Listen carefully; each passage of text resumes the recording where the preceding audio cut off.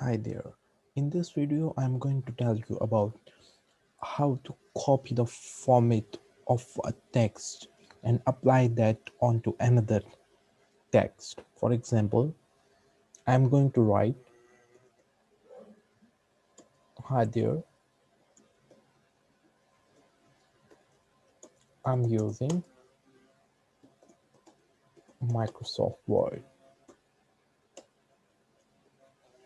Now, I'm going to use different formatting. For example, bold, italic, underline, increasing the size, and applying different text color, background color, and so on. Now, if I'm going to write again,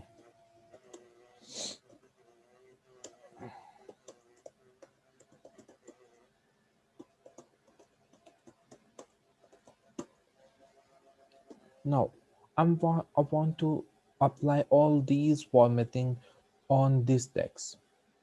I want all the text to be same as this one.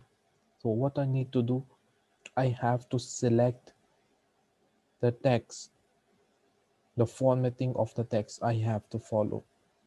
Click the option available, Format Painter, and then you can see there is a brush next to the I-beam, and select the text on which you want to apply the formatting.